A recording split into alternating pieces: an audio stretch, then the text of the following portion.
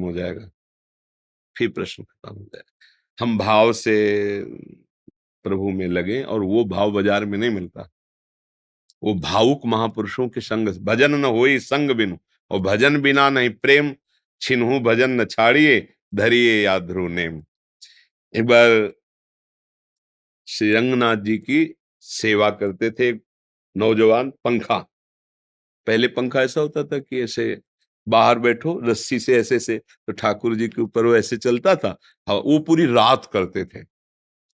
अब नौ युवक अवस्था और इतना बड़ा त्याग, वर्षों भगवान की पंखा सेवा, नींद नहीं आना, मतलब बिल्कुल अपने सुख का त्याग करके। तो ठाकुर जी कृपालु हुए, आ गए, पर दूर बैठते ऐसे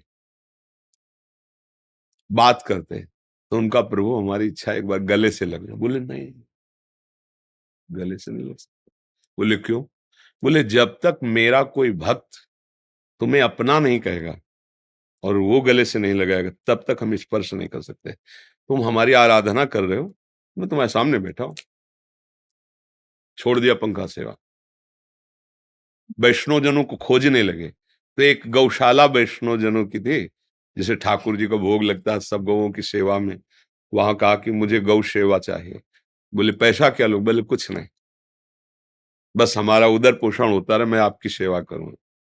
तो गाय चराने के लिए बाहर ले जाना पड़ता था, तो सब निर्माण हो रहे। तो वर्षा ऋतु थी, खूब पानी बरस रहा था, गवें आ गई और वो वर्षा में आए नहीं।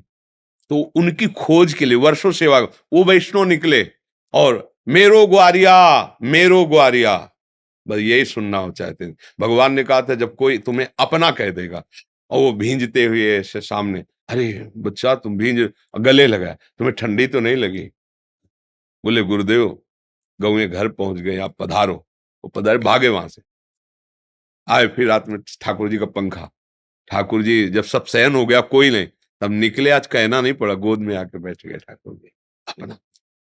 ये बिना गुरुदेव की कृपा के। कई बार सत्संग में सुनाया है कि नामदेव जी महाराज परम सिद्ध संत बचपन से ही हैं, भगवत साक्षात्कार किए हुए हैं, लेकिन मुक्ताबाई जी ने उन्हें कच्ची मटकी कह दिया।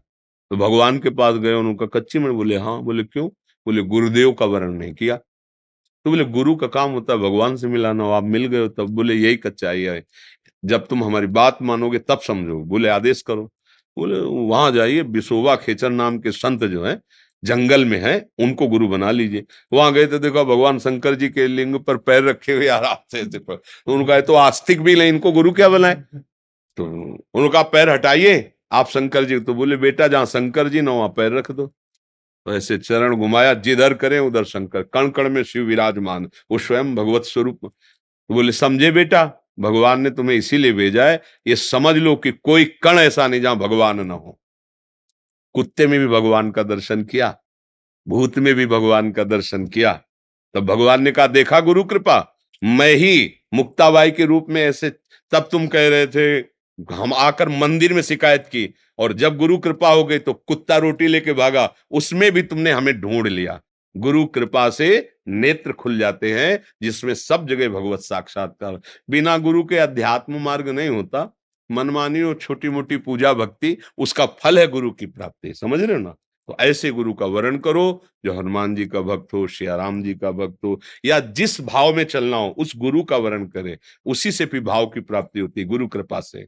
फिर इष्ट भाग नहीं सकते, तुम भागो तो इष्ट तुम्हारे पीछे भागेंगे। भक्तन पाछे यूं फिरत ज्यो बछड़ा संग गाय, बछड़ा को पकड़ लो, गाय रंभाती हुई आ जाएगी। ऐसे ही भगवान के भक्त का जब आश्रय